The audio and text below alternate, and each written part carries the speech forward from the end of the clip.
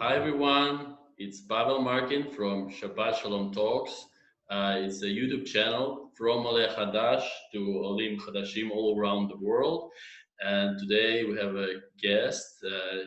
Her name is Nina Polyakova. She made Alia from Moscow, and she will tell us about her Alia during pandemic times. Nina, stage is yours. Please tell us about what you did in Moscow and and how's your Alia going today. Thank you. Nice to see you. My name is Nina, as you already said. I'm 30 years old and I really came from Russia, from the Moscow city. My education is linguistic, and in Moscow I worked as a project manager. I worked with some startups, and sometimes I worked with Jewish communities. I'm here because I met here my husband not long time ago, and now, if you don't mind, I'll tell you my story here in Israel. Okay. Great. Okay, I continue. So, um, first of all, my story is not the same as that of many other friends in my ulpan Abba Hushi. So I didn't plan to live here in advance, but it happened so that on December I came here on vacation, and at that time I made all my documents myself, and I didn't have problems with confirming my Jewishness. Then I met here many friends, and I met here my future husband, and they all told me, leave Moscow, come here, live in Israel, this is your home. I thought and made up my mind. In January, I came here. I left my job, and in February, I went to study at the ulpan Abba Hushi. I came to my husband, so now I'm not in such a difficult situation as my ulpan friends, and that's why I can write posts and think about how to improve the life of new immigrants in our country and support them. As for the rest, other repatriants do not have time to write posts or participate in conferences. They are just busy with survival. Everyone's absorption basket was over before we finished the ulpan, and we even didn't have time to master basic Hebrew because we had already skipped out about 2 months of classes and practice. All our plans fell apart. Many students can't pass the exams now, and it is too difficult to continue our studies after quarantine at such a high intensive load.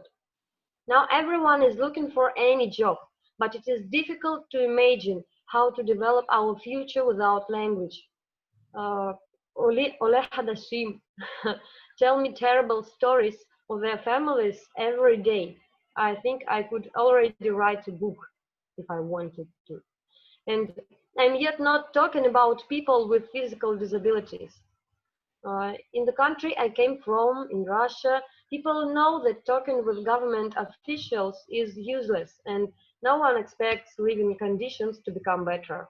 But here, as I heard, there is some trust and dialogue between the authorities and the inhabitants, and there are opportunities to improve the standard of people living and benefit the country together.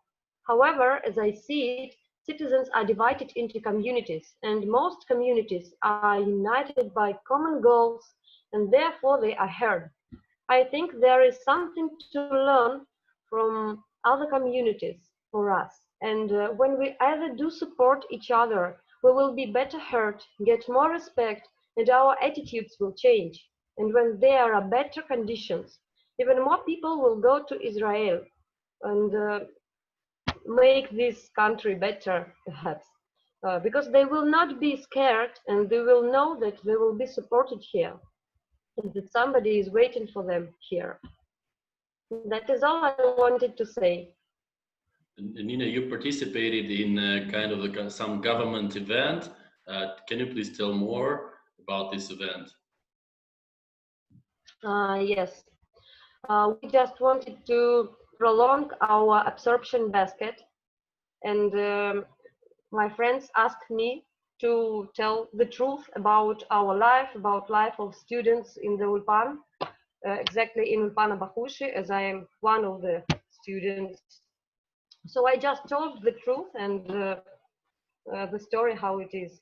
I didn't have a lot of time, um, but I did my best. Now we are waiting for 10 days, and after that, uh, I hope there will be some result. Yeah, great, amazing, Nina. Amazing that you're like taking a leadership in this question, because this is true that Russian community prefer silence, and it's amazing that you're doing your best to help the community, and you're Allah Hadasha. It's amazing. Well, I just want to say that you're not alone.